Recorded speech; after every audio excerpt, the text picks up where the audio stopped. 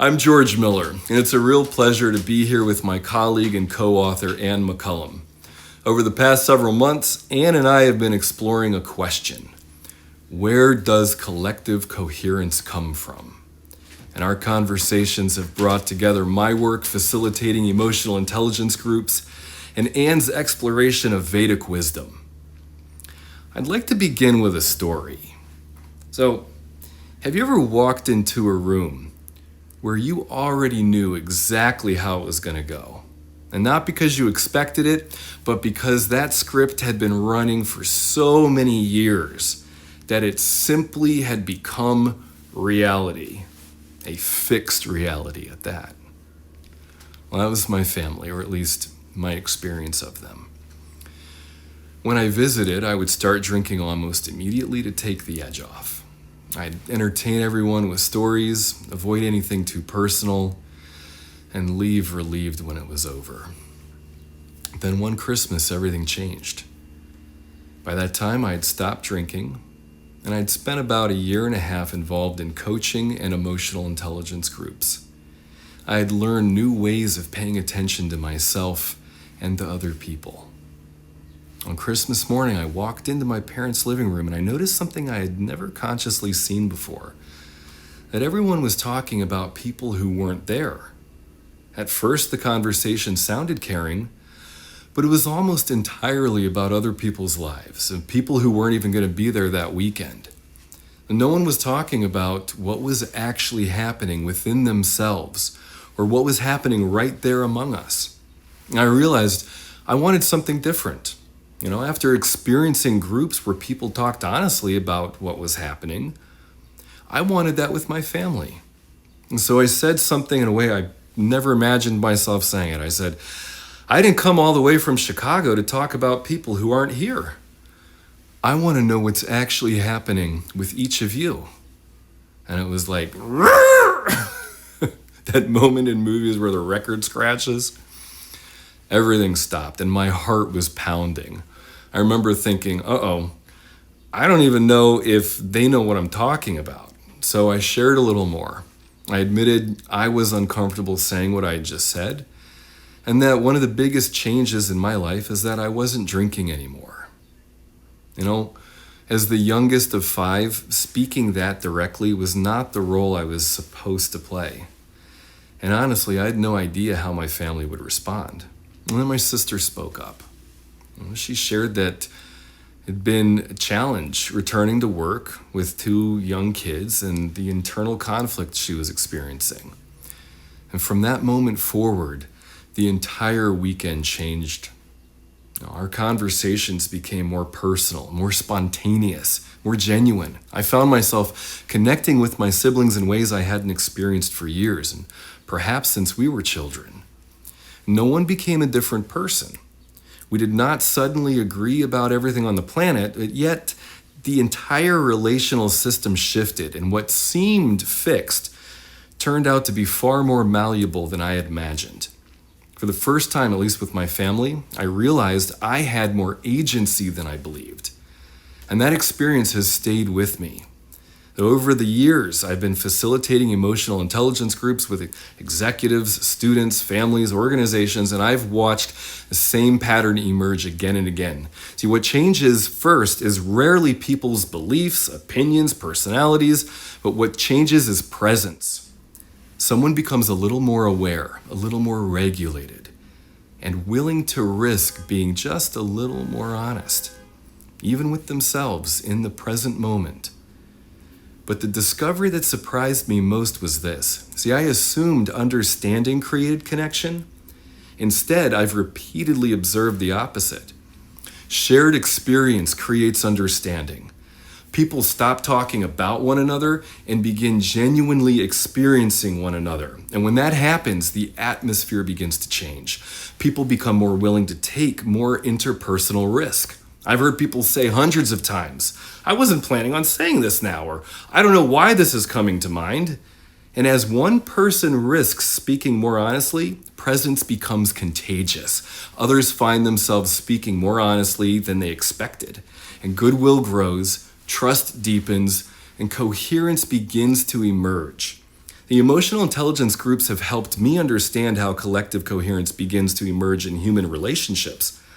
But that naturally leads to a deeper question. If coherence can emerge between us, where does it originate within us? For that question, I'd like to turn to a body of wisdom that has been exploring consciousness and human development for thousands of years. And I'd like to introduce my co-author, Anne McCollum. Thank you, George. George has just shown us what collective coherence can look like in real life. He told a story about a family that seemed trapped in the same patterns year after year until one person showed up differently. Not with a new strategy, not with a new argument, but with a different quality of awareness. George's story suggests that dramatic change can occur even when nobody's personality changes. New possibilities emerge because someone becomes more present, more aware, and more authentic. Our paper asks these questions. Where does that transformation come from? And how does awareness create new possibilities? One way of exploring that question comes from one of humanity's oldest investigations into consciousness, the Bhagavad Gita. Like the Matrix or the Lord of the Rings, the Gita can be read on more than one level. On the surface, it's the story of a warrior named Arjuna standing on a battlefield. But Maharishi's commentary invites us to see that battlefield happening in our own consciousness, where conflicting desires, loyalties, fears, and aspirations compete for our attention. And that's what makes the story timeless.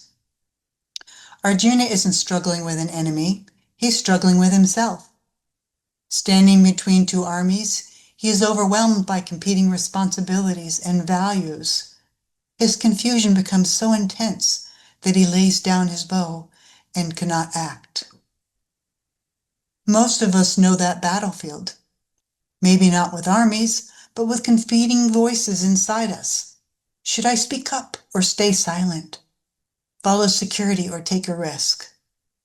Stay with the familiar or embrace change? We all know what it's like to want clarity and not know where to find it. So how does Arjuna find his way forward? What's fascinating is that Arjuna's teacher, Krishna, doesn't simply give him a better argument. According to Maharishi, Arjuna's real transformation comes through an expansion of consciousness itself. Action begins to arise from coherence rather than confusion. Maharishi summarizes this in a central message. Established in being, perform action. This idea lies at the heart of our paper. We propose that inner coherence is not merely a personal experience. It may be the foundation from which our coherence emerges. When people become more coherent within themselves, that coherence can naturally influence relationships, groups, and larger social systems. And this leads to a deeper question. How do we cultivate that inner coherence? We find a practical answer in Transcendental Meditation. It provides a systematic way for the mind to experience increasingly refined levels of awareness, eventually reaching what Maharishi describes as pure consciousness, the deepest level of our being. Through repeated experience of this state, greater clarity, resilience, and holistic awareness develop. But depth alone is not the whole story. Research suggests that emotional intelligence groups complement meditation in an important way. If transcendental meditation is the vertical journey into deeper levels of awareness, emotional intelligence groups provide the horizontal dimension, helping us express and integrate that inner coherence in our relationships with others. When people gather with a willingness to be genuine and present, something begins to change. A different quality of relationship emerges. And perhaps that is the invitation for all of us, to become curious, not only about changing our circumstances, but about developing the quality of consciousness from which our actions arise. Because these two streams together, inner development and relational development, point towards a simple, profound possibility. Inner coherence gives rise to outer coherence. And that idea could transform how we think about leadership, relationships, education, and human development itself. Thank you.